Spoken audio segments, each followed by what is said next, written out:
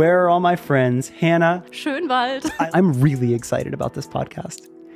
There's a lot of reasons that I'm excited. One, I don't think you've ever done a podcast in English or a podcast at all. In general, yeah. Okay. I did one. Okay. With Sydney Industries. You know the guy? Okay, you have to look up. Okay. But I'm excited because we have a mutual friend named Peter. And forever ago, like this story of how we're here right now is so crazy. Like for a listener, like just this moment is the coolest thing. Yeah. We have a mutual friend named Peter. Peter forever ago was like, I'm friends with this incredible artist. I think she'd be great for your podcast. And like, I really trust Peter. So I was like, yeah, cool, of course. And he's like, she lives in Germany. Maybe you do it over the internet. And I was like, I can. I never loved doing interviews over the internet.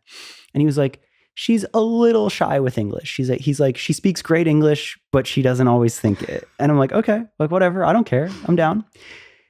So we talk about this and I was kind of just like, yeah, whenever, like I'm down. It sounds great. I saw your art and I was like, this is amazing. And then fast forward, Race Service is doing this incredible project with Porsche in Germany where we do this whole clothing collection and they launch this whole brand store. And I'm there. And I'm in the parking garage and I see this really beautiful Mercedes wagon. The most beautiful car you ever can did imagine. See. And I think for maybe regular folk, you'd see an older Mercedes wagon and not really think too much of it. But I was the one that had to stop the whole group. I chose the best parking spot in the garage. You did. You did. So I'm down there taking a bunch of photos of it, getting all excited. And none of my friends understand why. They're like, it's just an old wagon. I'm like, no, it's cool. Then we're in the elevator. I see you. I don't know it's you. I'm just like, oh, I like your shoes. Cool, thanks. It's all about the shoes. Then we're at like the opening reception and I see you again. We start talking and you're like, oh yeah, I'm this artist. You know, I do all this stuff. Did a lot of stuff with Porsche. I was like, oh, so cool. And then you say one thing and I don't even remember what it was. I just started to talk about my cars. Yes. And you said you had a wagon. And I, like a creepy person, I pull up my phone and I'm like, is this your car? You're a stalker. You're like, yeah, who are you? And I'm like, this wagon is you. And we start to put together that you're the Hanna that Peter told me about. That Hanna with this Mercedes on the Porsche channel. Yes. And it was this crazy full circle moment that was so cool. Kind of romantically. It was really, really special. That whole trip was rad, where after that, I learned more and more about you, of just the artist that you are. And like what stood out to me was you took a crazy amount of risks, you know, because the internet you that I saw that Peter sent, I was like, oh yeah, cool. She's this great artist, like has a bunch going on. Awesome.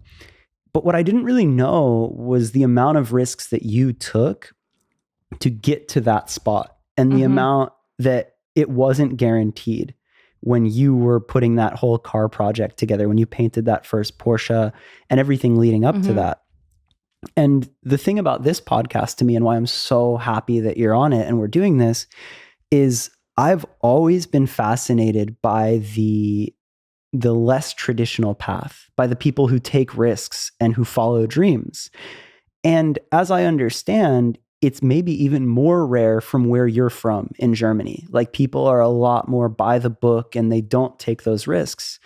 So in so many ways, I was inspired by everything you're doing and fascinated. And I think your story, there's a lot of your story that I don't know, but I think that it will be really relatable and inspiring to anybody listening to this to learn. I think it's also very important because Instagram, especially my Instagram, looks so clean and very always just working, like Instagram is in general. Yeah. And I figured out the true story behind all the stuff also around the art car is the most spectacular thing on this whole story. So the fact that you're here in Los Angeles right now, you did this trip really for you.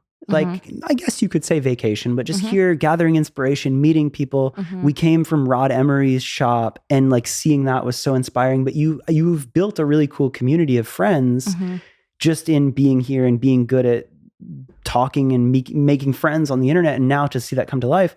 But I love that you are down to do a podcast when English is your second language. And you were saying, you're like, I want to do it, but if words are like slow, and I'm like, don't worry about that. I promise you, I understand. I think I was more scared in the beginning of the career, I could say. So Pete said that because I was very quiet in the beginning because I was so scared to what people could think. Yeah. Because normally in Germany, you speak very good English because everyone goes to school and learns English. Yeah. I skipped a few times. But it's funny to me because I think your English is great. And it's more fun because we have to figure out what I think. So I let you deeper in my brain. It's awesome. And I always say with you, I'm like, just say the thing in German and like I'll understand the concept. But I give you some keywords and you do the rest. Yes. I'm stoked that you're willing to share your story and that you're down to do this because I think even more than myself, just somebody out there listening will be inspired to understand the artist that you are and what you did to get to where you're at. So if you don't mind, take me back to your early days. Like, did you know you always wanted to be an artist? At what age did you start to think about this? What was your life going to be? I didn't think a lot about what I will become or do for work when I was younger because I grew up with my mom. Those topics played no bigger role. When we moved to South Germany, the people there had a bigger interest in working for bigger companies. Yeah. They were more focused. And especially when you study, you are in a society where more people are doing that. More people are doing them. And it's a goal for them to have a good job, have more money. And I wasn't used to those kind of things. I figured out the automotive industry is the biggest in South Germany.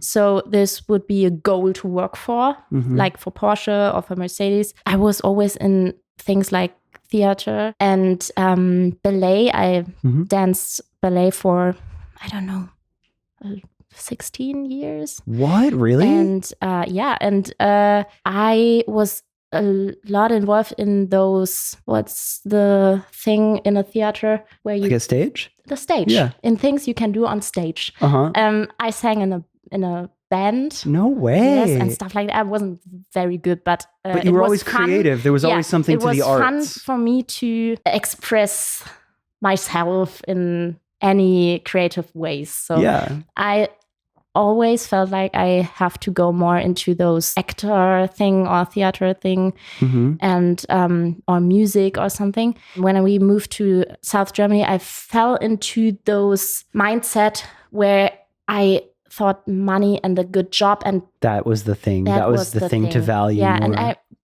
kind of lost my focus on things I really felt and I really passionate about. Yeah. And this is, I think, the worst thing when you forgot why you want to do stuff. I agree. And I forgot it. So How old were you? It was during school, like 18, 17. So we moved there when I was 13. And when I ended school or finished school, I decided to become an industrial designer because I was on my way to learn like free art, studying art in general. But then my dad said, you can't do something where you are not able to earn money after that. So you have to do something better, like becoming, in his old thinking, a teacher or a lawyer or just like those or something. Professional careers. Yes, that's interesting because sometimes families support it. Sometimes families are very supportive of the artists and the less traditional paths, and then other times it's the opposite, where it's you have to be a doctor, a lawyer, something very professional, a career that they know it's stable, it's guaranteed money. So that was a lot of what your father was saying. Yeah, and then I was very influenced by the environment, like the group of people or society I was surrounded. This was the reason I tried to put those both things together, like having a creative job or a study where I can express myself and earn money after that. So it was design or industrial design, transportation design. Then I figured out it's the best way as a designer when you are a transportation designer to earn money. And then my brain was just go in this automotive direction. I was interested in automotive things always, Like it started when I had my first, I don't know, the little cars. Yeah, like a model car, toy car. Where you sit on it and can drive. Yeah, like the kids, like it's like the plastic electric and you can steer. No, it was not electric, it was manual. Oh, like the pedals? Analog. No, you had with your feet on the ground. Oh, wow. So okay, yeah, very rough. Yeah. And this was my first speed experience.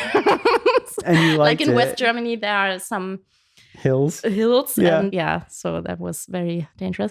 And so I was interested in this sector, but I felt like during my studies I focused too much on I have to become a professional designer because of the prestige and because of the money, and I forgot to think about what's my passion. Yeah. And during my studies I drew a lot, like drawing portraits and like cars as well, just for fun. And because it was for fun, I thought it can't be good because it was easy for me. Yes. And this is the biggest fault in my head, I noticed. Yeah. Only if it's fun, it doesn't mean it has no quality. Yeah. Well, and it's crazy that you say that, because certain times people discredit the thing they're so great at because it comes so naturally to them. So it's it's what you just said. This can't be real. I can't make money off of this. It's so easy. It's just a hobby. And you associate success with hard work. So true. And it's not always hard work. You don't have to punish yourself until you achieve something. Yeah, if you love the process and you just find that flow in what you're doing. Part of this, I have to be in a big company where they are very hardworking, and the harder I work, the better I get. The hardest part for me was to face that fact. Wow. I lost my focus. That's interesting though. So you're in school, you're learning industrial design, but you're having a lot of fun drawing. What point did you start to think, wait, maybe I could do this? Did you finish school for industrial design? Oh, you did? Yeah. Okay, so you fully graduated, everything. I completely did it, and yeah. And then, am I getting it right? Did you work at Porsche? I was in an internship. Okay, yeah. Until the end, I did it like I planned to do it. I have to go to Porsche. Yep. Become a big designer. Yep. With a good job. Yep. And isn't that pretty common? Like, because I've gone to Germany a couple times, but understanding automotive and understanding it in certain cities, when you like Stuttgart, like a huge amount of the population is employed by Porsche, Mercedes, Bosch. Like it's a huge industry there. Yeah.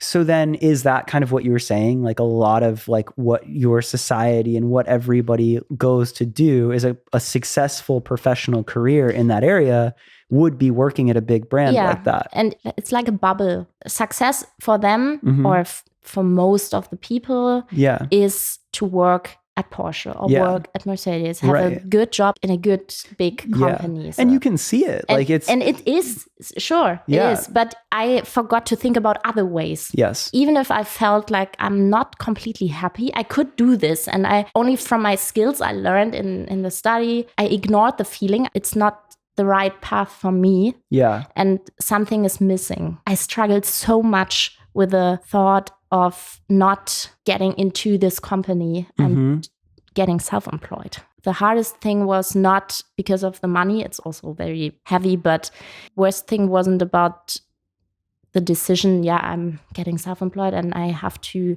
do all by myself. The hardest part was to not going to Porsche, not going to Mercedes. Right. Because everybody accepts that as that's good. That's success. Yeah, because I thought in my designer bubble, people won't appreciate this way. Yes. They only see success in the way going to the... But it was only in my head. Yeah. It's not about what they are really thinking. It just happens in my head. And so it was like a fight with myself. Well, what's interesting to me is I've talked to a lot of people, a lot of artists, a lot of people that have taken that risk. But a lot of times those people have a lot of support from people around them. and they've watched other people do that. And the thing that's so fascinating about your story to me is like culturally, and the people that you had around you in the States, especially in Los Angeles, there's so many artists. There's so many people that see the less traditional path as something that you can do. But that's what's so crazy is from the bits of like your hometown that I know and everything you've explained to me, you really don't see a lot of that. So for you to have that, especially in South Germany, and maybe especially in my surrounding, yeah. my surrounding. Yeah. So because I stayed only in touch with people who work for those companies. So clearly I had no people around me who could push me into another direction, because from people I could get support in your network, your circle of people. Yeah. So where did that come from then? Like, that's so crazy to me that even with no support, even without a network, even without seeing other people do it, you were aware of that and you took that risk. Yeah, because I wasn't happy. It would have been more punishment to myself to stay that way. Yeah. Also heavy to leave, but heavier to stay. So I took the...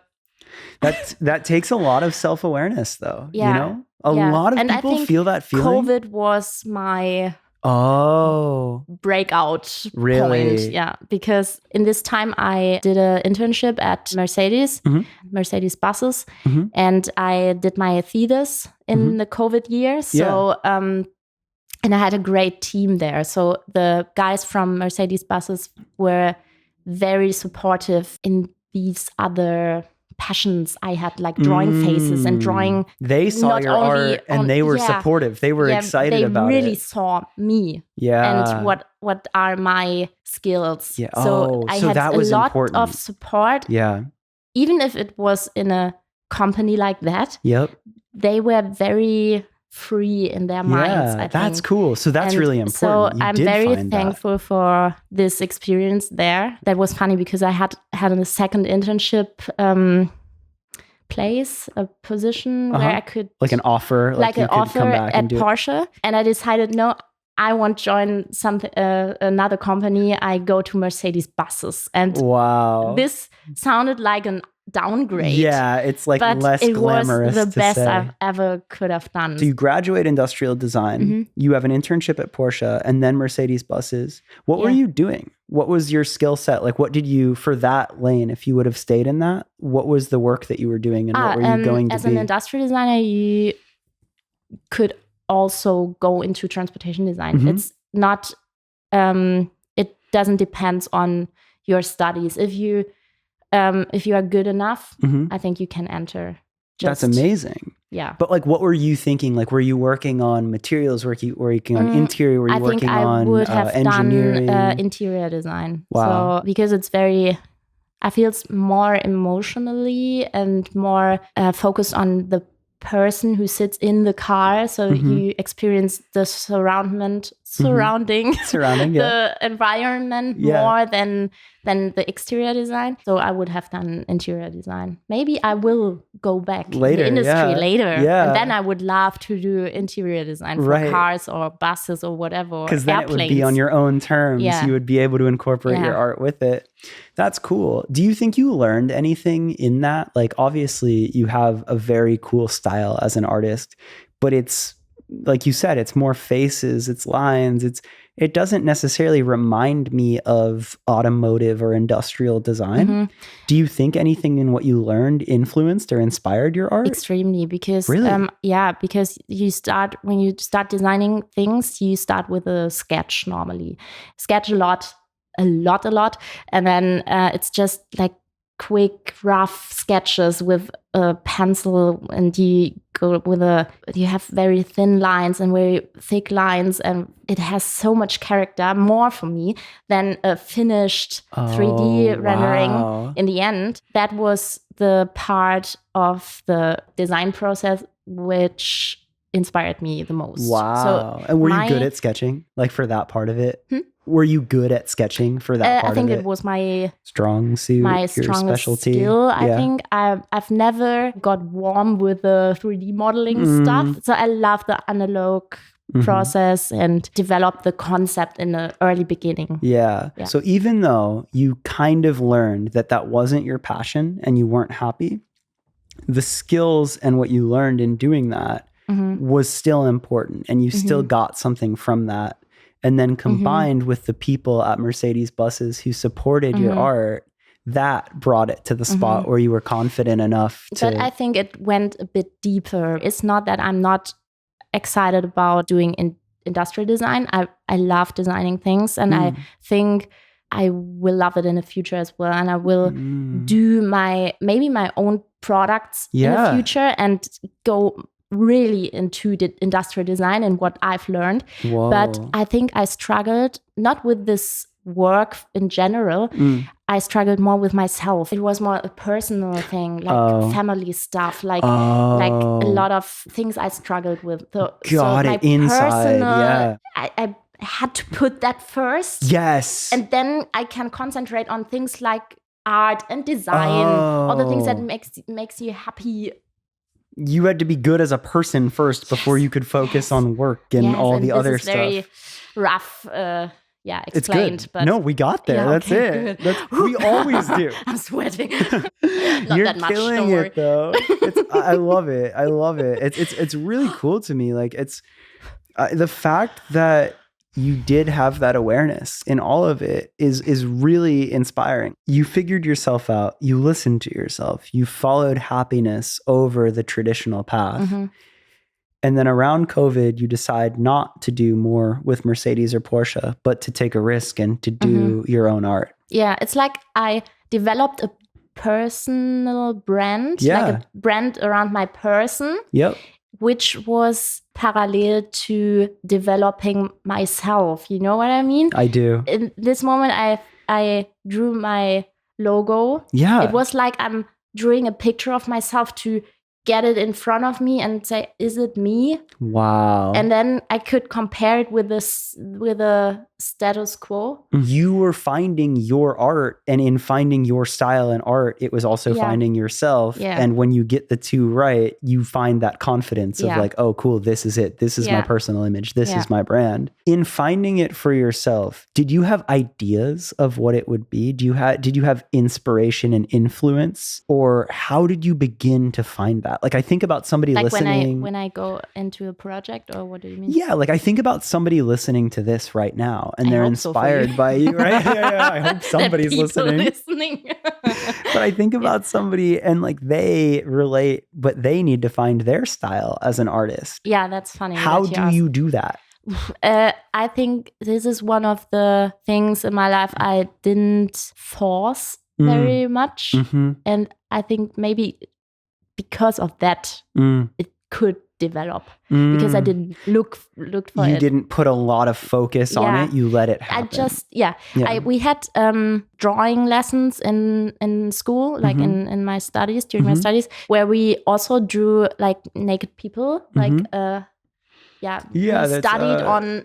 It's like the bodies. Anatomy, and you learn how to draw humans. This was the most fun, not because the people didn't have clothes, but just like drawing the human body and understanding. Exactly. And our professor said we don't have to watch on the model, we just draw. We only have to watch on the model and draw. Oh, you don't look at your paper. Drawing. Yeah. So you couldn't focus on mistakes or something. You just did it. And this forced me so much into just let it go, just do it, that it was like a therapy. And this was the only space in school where I felt completely good. Because I wasn't afraid of making mistakes. We had the task to do like art book. And that was the whole task. So we could do whatever we want. And I asked our professor, what should I do? And she just said, take that what's directly next to you. Take what's closest. Take what you like. Yes. Yeah. And then I didn't thought about it anymore and just draw my faces and stuff. Wow. Just that. And this sentence, what she said, this is the sentence I think the most about. Wow. Yeah. That's like the most important for and you as an artist. Exactly. That's what helped the most. Because of that, everything developed. My style, everything. Wow. Just in doing it. without forcing, without thinking about too much, without having like a goal, like I have to earn money with that. I have to get prestige through that. Just do it for doing, like a child plays. Yes. It has no bigger value. That's beautiful. I think so. That's so cool. Yeah. But I love that was also successful. And then to have the freedom to do this, you have to have a basement, like a foundation. A foundation. So you can't just play without having like parents, without people structure who structure. So as an adult, you have to put that first. So you have to make your own foundation, and then you can go into beautiful things like playing. You didn't have the privilege, like you didn't have a family that could support anything. Like you grew up, I don't want to say poor, but like you had to figure this out for yourself. Yeah, like it was just you and your mom. Much. Yeah, I had a lot of love from my mom, but not dollars, not money. Not the experience from the family, or I don't know, love and support. Yes, but other things, no. So, and that also, like, I respect that so much because that's such a risk. That's so scary to do. That's maybe also why I'm questioning the saying everyone can do it, because you can't focus on everything when you don't have this foundation. How did you build your foundation? That's deep. Yeah, first I had to clean my mind from these lies. Like, I have to get a job which looks like that. I have to earn this and this money. I have to, this whole lie. Yeah. And in general, I had to just get to know me.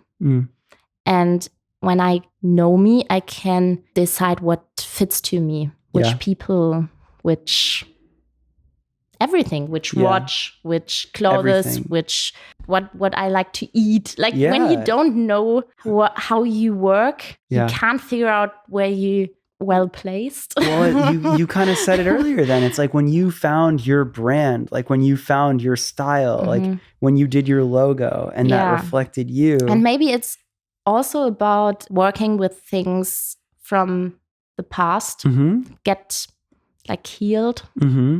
It's just wild that you did all that self-work, that you went through that. Like that takes such an amount of courage, and that takes so much self-awareness to get there.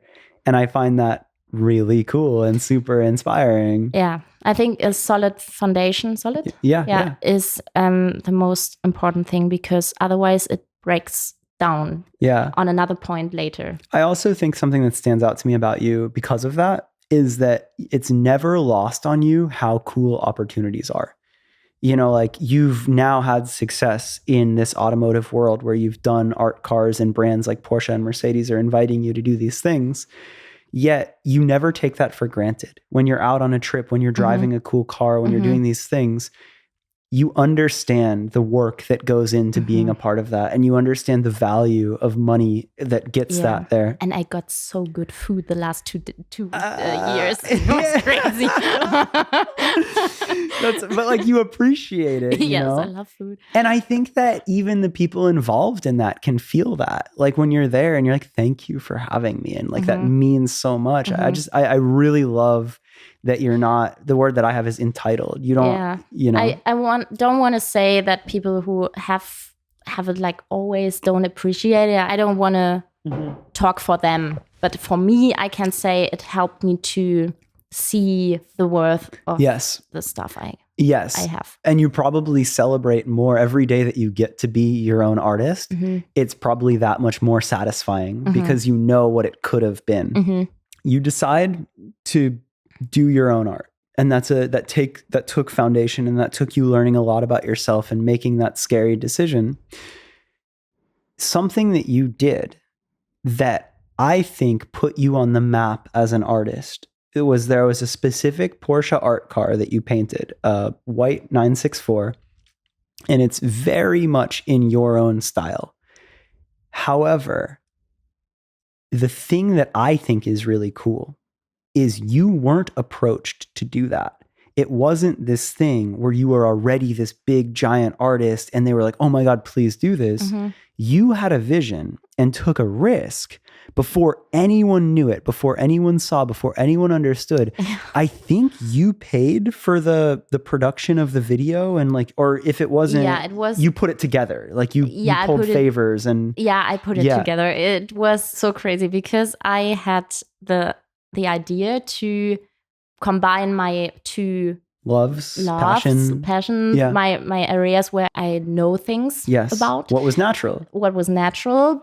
And so it ends in a art car idea. So I thought I would do it like in a garage and took some photos and posted on my 800 follower Instagram account. It was that small when you did it? It was that small. Like I had 2,000, yeah. No way. I thought it was a lot. You're like, small, Andrew? Yes, small. 2,000. Yeah, for Germany I worked it was very big. hard for that. Thank you. Thank you.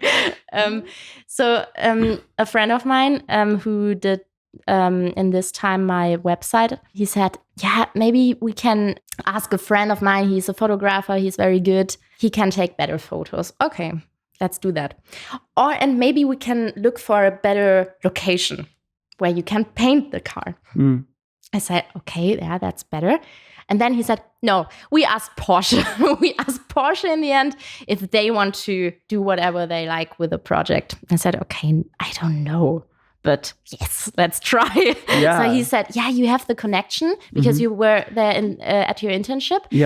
Try. And then we just made a plan. I made some Photoshops with a 964. You had the vision first. Yeah, like I had the vision. You took all of that risk before it was proven. Yeah, I had a job like for 6 months because this job I got very easily. A company who does commercial vehicles in a design. I wanted to do my portfolio for Porsche in this time. So I was on my way to apply at Porsche again or at Mercedes. Then I came up with this art car idea. And then I thought, okay, what if this turns out good and I could do like an artist and working for my own. I don't need this job. I don't need to apply at Porsche. And then I canceled my job a week later. No way. So that was a big risk. You're like, yo, if this works, I could just do this. Yes. And then I thought about some projects I could do, and I had a lot of like clients for illustration stuff, little design projects. So I had a small network with clients who needed me as an artist or as a designer, and I asked all of them if they need more projects with me. Then I canceled everything. 2 months later, when I pitched the concept to Porsche, I felt like, okay, it takes some time now because Porsche is a big company and they work a bit slower than me as a one-man show. One-person artist. So I thought about, okay, maybe I should also cancel my apartment in Stuttgart because it's expensive. And then I canceled my apartment. So I sold a lot of things and a car and everything.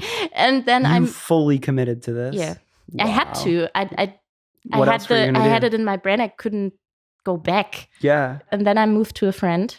In a friend's house because I had to keep my money. Yeah, save money. Yeah. And then I waited until Porsche was ready. And they said yes. Yeah, they said yes. Yeah. Wow. And then I had to wait until they posted it because otherwise other people wouldn't see my stuff. And this project, I knew this project will be the start of my image. So it has to represent my image. It has to bring money after that. Quality has to be very good because this is the first thing people will see without budget. Yeah, right. That's all about without budget. Yeah, after selling all of your stuff. One of those little clients was Porsche parts manufacturer, and I worked for him doing the corporate design stuff as a freelancer. And he was so kind to loan you the car? The car. No way. It was a blue 964. And I said, blue is unpractical, not that good. We have to put a wrap, foil. I don't know. Yeah, vinyl foil wrap. Yes, on it, and then paint on it. Oh, so because I couldn't choose through a lot of cars to pick a white 964, you take what you can get without money. So it was completely a favor. Is the car still painted like that now? No. Really? Wait. Oh my God. Yeah. And then I asked another friend. I did some little projects for him before. He has a film production in Düsseldorf. It's West Germany. Yeah. If he was interested in doing like a free project where he can express himself also. So it was a win-win situation. Yes. And I hoped he would do that. And he said yes. That's how it got filmed. Yeah. Yes, because otherwise I would have paid like 50,000 euros if I would have paid him. Crazy. So it was a big favor. And then he made a concept for the video and everything. And he's from Fine 11. I told you. This videographer, Jasper from Fine 11, and me put all this whole project together without paying anyone. So it was like 3 people? Yeah, 3 people. Wow. So, and did they just see the potential in you as an artist? They were just excited They were so just cool. excited, and they trust in my, I don't know, in your what vision. I'm doing. Yeah. Yes. So still very good friends and completely crazy in the if you look back at it. If I look back, it's completely crazy because they didn't get anything for that. They were just helping you. Yes. They were just helping an artist. They just had a feeling. So crazy. And then thing was to find a location where we can paint that and film. So we rent a location in Mönchengladbach. It's also in West Germany, a very small town. And we had only budget for 10 hours. Oh my God. So I had to finish the car. And we drove the car from Stuttgart to Denmark. Because there was a beach where you can enter with a car. You can't. Yes. Otherwise, you can't. So we had the car in Karlsruhe, Stuttgart, the area, from South Germany to Denmark in the north. Then to Mönchengladbach, West Germany, to film the main process, which only took 10 hours. So I wasn't happy with the final result, but we had to leave.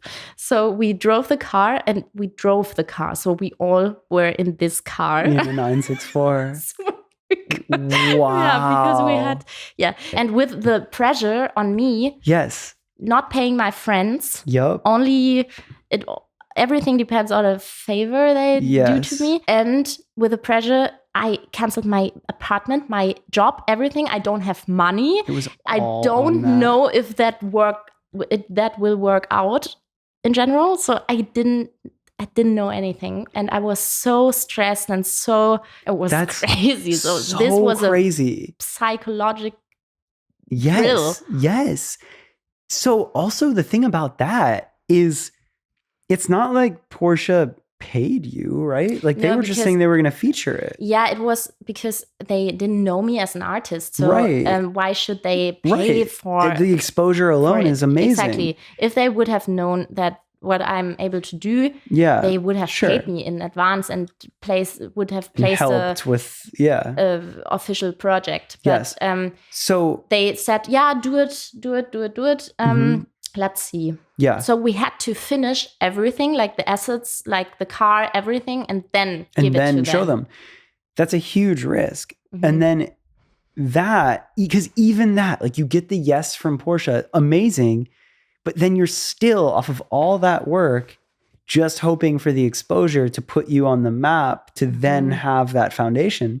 But it did work to a degree, right? Because when they posted it and when that car went live, you went from 2,000 followers to 50,000. That fast. Yeah, that was just off of that project. It grew a bit during the time. It took us 9 months until the art car project was released in the end thing. And then once you had a foundation and once you had the association to that, you could sell prints, you could showcase all of your other art. It's one like a big boom, and I have to use this moment. Yes. Only this moment. That's an insane amount of pressure. Yeah, it is. That's such a crazy amount of pressure.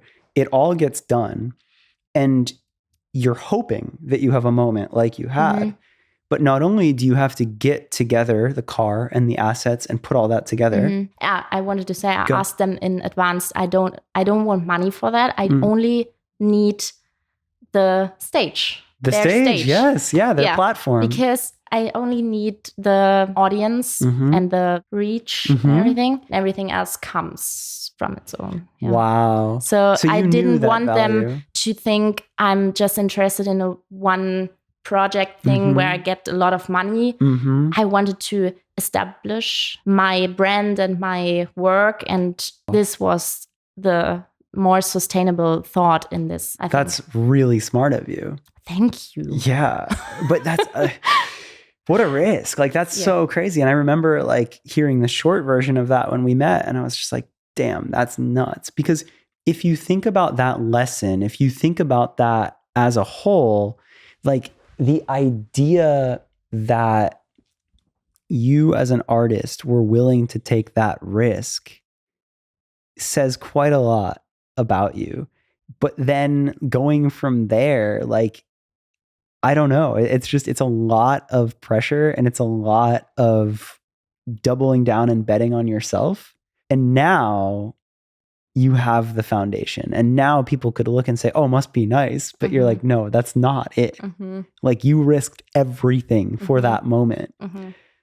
What happened after that? Like after the project? Yeah. A lot of companies and people like Mercedes, because I was with the station wagon at the Porsche channel, because Porsche asked me, especially Pete, okay, how should we do the guest editorship? How should we present the project? And I said, let's stay authentic. I don't have a Porsche. It's not my Porsche. It was a loan Porsche. My interest in cars started with the old Mercedes. Also, my interest in Porsche, because even if it's a Mercedes, it's an old car. And so let's get into this, make a video with me in a Mercedes talking about my passion to Porsche.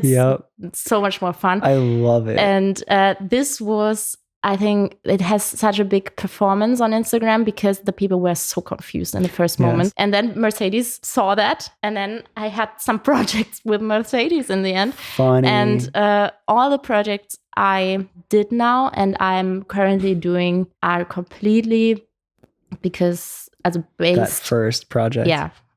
You just did I Tag never Heuer. asked for anything after that. Right. It just came to me. It happened. Yeah. That's so inspirational. Like, I hope that lesson, like, that's what I wanted to share on this podcast is like, you took a huge risk and it worked. Yeah. And you didn't come from a place of privilege to take that risk. You risked everything. Yes. But it could have been worse. So I had a good study and I wasn't on the street. So of course. It is also a privilege, I have to say. But yeah, I know still, what you that's scary. Yeah. And after that, you did a bunch of stuff with Mercedes. You just finished something that went live with Tag Heuer.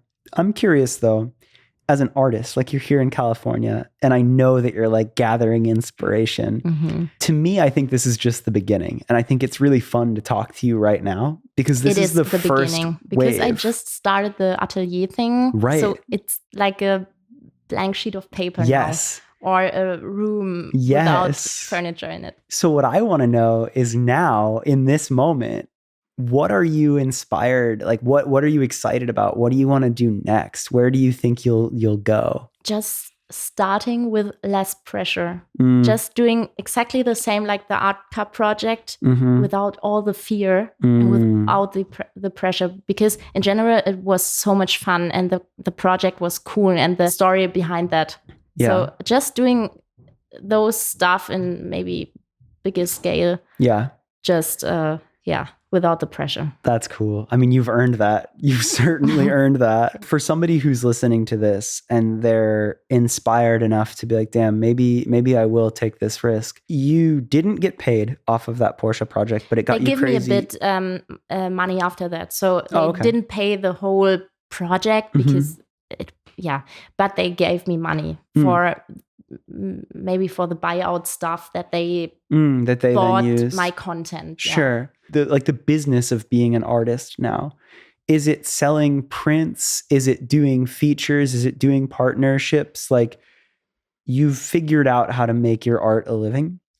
Is that something that I talk to a lot of artists and they hate that part. They hate having to figure out you love it. Yeah. What advice would you give to somebody who is looking to take it seriously enough? I think my main business is not doing art currently. My main business is doing business. And the funny thing is, I think Warhol said it, doing business is the art itself, or is a way doing art. Yeah. And I think this is my biggest art project, developing my own business. Wow. And I didn't appreciate it much in the beginning because I thought, I have to do design stuff and sketching all the time. No.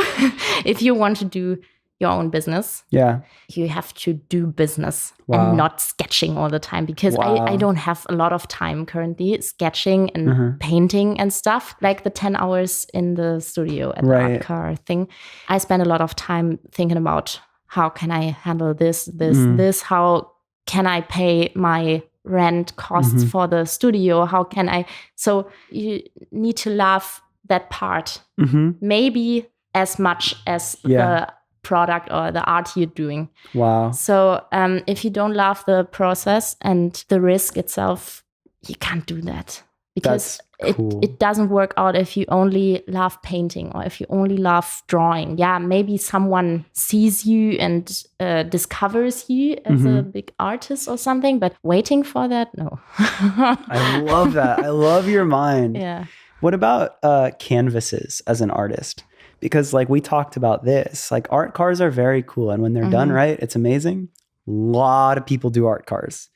You've now done that tag campaign. You do really great work on sculptures, but also canvas. Like for literally like how you want to apply your art and make art. Are there any canvases that you're inspired by right now? Is there any specific thing that you're like, ooh, that would be fun to paint on? Yeah. I don't like painting on stuff. Oh, really? Yeah. I tried the same with the art car. I tried to not see it as a canvas because I think it's a already designed product. Yep. So I'm an industrial designer and I know how much work it is to design a car. So it is an already designed thing and it is art itself. Yes. So I can't paint on a painting. I can't do art on art. Yeah. So I saw it more as a artwork itself and then add my style on it. So I tried to follow the surfaces, the shapes with the line. So I didn't see it as a flat canvas. So I worked with the shape of the car. I worked with the body of the 964. I worked with the concept. Yes. Oh my God. Yeah. And what I love the most about that is I feel like less is more at times. And like we talk about an art car, it was so simple and so beautiful, but it tricks your eye because you look at it. It's all about the details. Yes.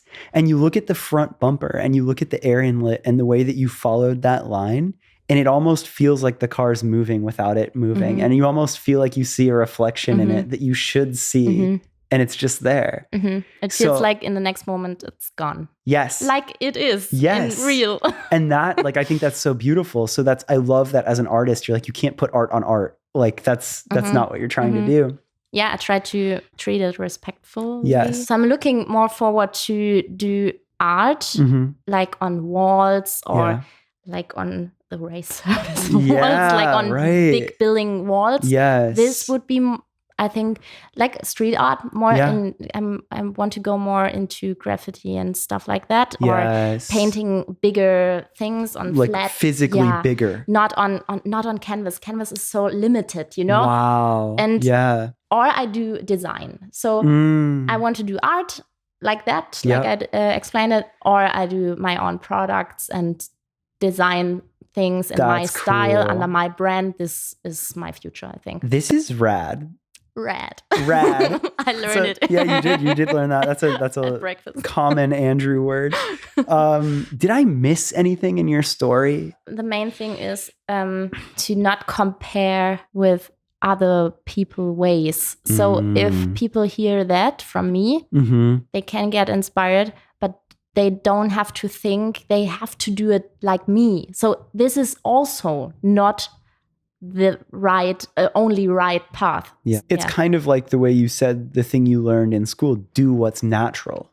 What's natural to you will not be the same for anyone else. Exactly. The way you also look. Porsche, working at Porsche or working at Mercedes could be great for someone. Yes. Could be also great for me in the future. Right. But on this point in my life, it wasn't the right path for me. Right. So this is important to say. Yeah, I love that. And it's so like, sometimes it's better to not take the risk, you know? Yeah. Maybe it's better to wait. Right. But maybe sometimes it's not. But that, like, just being so comfortable and confident in what's natural to you was so important for you. Yeah. I think courage to figure out what's really you. That's so cool. A bit cheesy. But no, it's not. I think in the US it's good to be a bit cheesy. I agree. The courage to be yourself and to embrace that and to own that. And to take your time to figure it out. Yeah. Because it's not easy, because you have to think about what is true. I struggled with that a lot, and I think in a good way, but I had a whole different career in music before where I'm at now. Like 5 years ago feels like my mindset of what I was paying attention to was so different. I think people are always evolving and always learning, but becoming super comfortable with yourself and doing what's natural, it does take time and it will evolve. But being okay with that, embracing that, I always say, like, own what you love. Like, it's okay. Whatever your thing is that you love, just lean into that. Exactly. And I think you set that example so well. And then people and all the things come to you. You don't have to force anything. Yeah, that's really cool. Amen. I'm so happy we did this. Yeah, thank you. I like, it's such an honor. And I like, from the day that we met, like, of course I just trusted Pete. But then when we met and like the talks that we had, I was just like, wow, you really get it. And I had wanted to do this podcast just because I wanted to share that story of like, I love the idea of you selling everything, going down to just take that crazy risk, not having anything guaranteed, but believing in yourself enough and doing what was natural and what that did. And I think sharing that story, I think, is so rad. And I think a lot of people will get a lot from that. So it's really cool to be able to sit down and like hear that explained properly. Thanks for inviting me. Yeah, we did it.